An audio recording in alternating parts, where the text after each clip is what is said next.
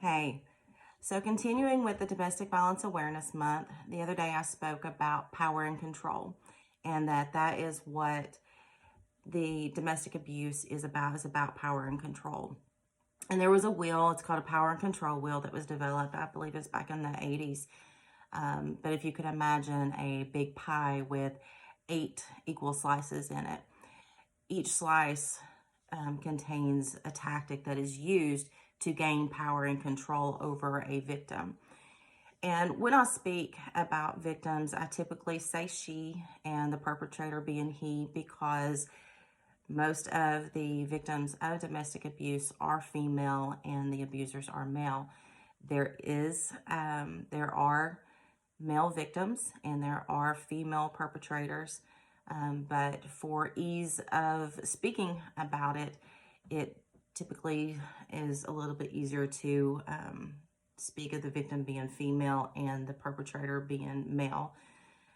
So these 8 slices in the power and control wheel, some of the things that you will hear I've already spoken about, but one of those slices is using intimidation. And, that's making the victim feel afraid by using looks and actions and gestures, smashing things, destroying the property, abusing pets, displaying weapons. That's all in the using intimidation. There's also the slice of emotional abuse.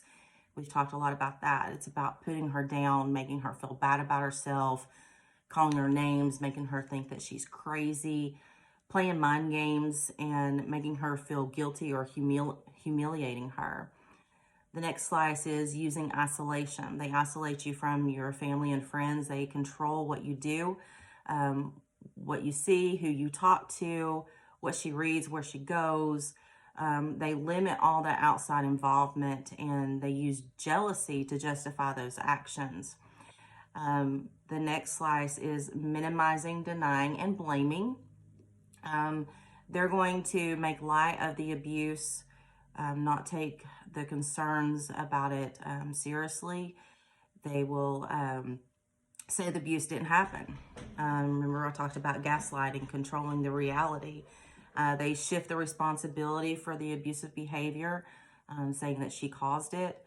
A lot of them will say, oh, it's because I was drinking, I'm doing drugs. They come up with some kind of excuse and try to deny or put the blame or the responsibility of the abuse on someone else or some action like drinking. And we'll talk about that when I talk about the abusers themselves. Another slice is using children. So if there are children involved, then they're going to make her feel guilty about the children.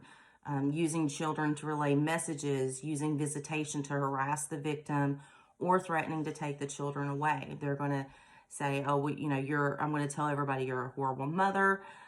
You don't do anything for your kids. I'm going to take them away from you. I'm going to tell everybody that you're crazy. So they use the children as a means to threaten the victim and keep the victims in their power, under their power and control. And another slice is using male privilege. So this is where I talk about the males being the perpetrators, but they're going to make her feel like a servant. Make all the perpetrator is going to make all the big decisions, acting like the master of the castle, and being the one to define the men's roles and the women's roles. So they treat the victim like a servant. They're the ones that, make sure that the house is clean, the laundry's done, the food is cooked. And in a traditional relationship, a lot of that is part of it. Blaze. Sorry. Blaze is feeling a lot better, by the way, as you can see. But, so anyway, in a traditional relationship, a lot of those roles are defined, and there's some people that it's equal. Okay, so there's 50% where the women do a lot of the household responsibilities and the men share in those responsibilities. But sometimes it is used as a form of power and control. The next slice is the economic abuse that I've talked a lot about, preventing her from getting or keeping a job, making her ask for money, for an allowance. They take their paycheck, the victim's paycheck, and not letting them have access to the family income. So that's a big part of the economic abuse. And the last piece of the pie is using coercion and threats. So they carry out threats to do something to hurt them. They threaten to leave. They threaten to commit suicide. They threaten to report her to welfare, whatever, making her seem like she's crazy. Report her to DCS for child abuse or something. If there are charges that have been brought on domestic violence, then they threaten to make her drop the charges or make the victim do illegal activity. So that's the power and control will. Those are some of the tactics that the abusers will use to keep power and control over the victim. There's another will cycle, I guess you would say, and it's the cycle of abuse. Now that is actually twofold. There's two different ways to look at the cycle of abuse. The first is referring to when there's children involved. And so the children see the domestic abuse, and what happens is that these children grow up thinking that it's okay, thinking that that's the way that things are supposed to be in relationships, and they either become victims of domestic violence or they become abusers in a domestic violence relationship. And then they have kids, and then they are either the victim or the abuser, and the children witness that. And so the cycle continues for each generation that occurs with the children involved in witnessing the domestic violence. So when they talk about ending the domestic violence and ending the stigma, breaking the cycle, that's what they're usually referring to, is the generational cycle of abuse. But there's also what's called the cycle of abuse, where it talks about the steps involved in domestic violence situations. The first one is tension building. The tension building is where the victim is walking on eggshells. She's, constantly on edge. The abuser's on edge. Maybe he's given her the silent treatment.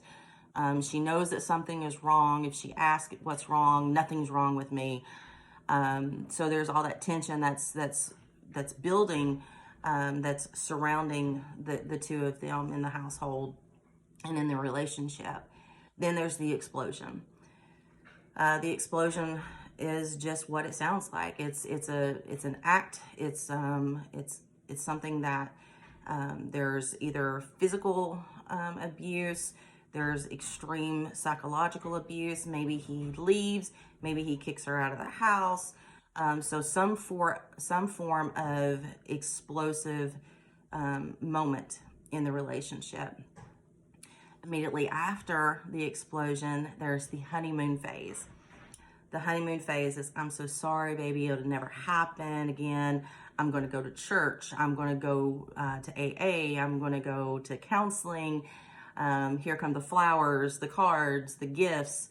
It's all the apologies. And most of these apologies are just words, okay? The abusers don't typically really feel any remorse or guilt. The only thing that they feel remorse or guilt about is being caught. Maybe there was charges that was brought, or an order of protection, or whatever it may be. And so they are trying to get back into the graces of the victim. And because you're a good person, okay, because you have a good heart, you hope, because everybody, well, I won't say everybody, but the majority of people feel that everyone has some good in them. And so they carry on that hope that their abuser has some good in them, and they just need a little push. They just need a little help, whether it is through counseling or going to church, or some type of substance abuse help. So they hope that those words, those promises, will come to fruition. And unfortunately, in an abusive relationship, that's not the case. Are there some abusers that change their ways? I would say that it is a very small minority of recovering from being abusive. So then once the victim takes the offender back, the abuser back, it goes back into the tension building. And the victim is back to walking on eggshells and feeling the tension that's surrounding them. Then there's another explosion. Then there's another honeymoon phase. And the longer that the victim is in this relationship, in this abusive relationship, the longer the tension building phase is going to be, the more explosive the explosive stage is going to be, and the shorter the honeymoon phase, until eventually that honeymoon phase will go away. There won't be any more apologies. There won't be any more flowers or cards or I'm so sorries or promises of getting help. So that's the cycle of abuse that's within the relationship. Tension building, explosion, and honeymoon phase.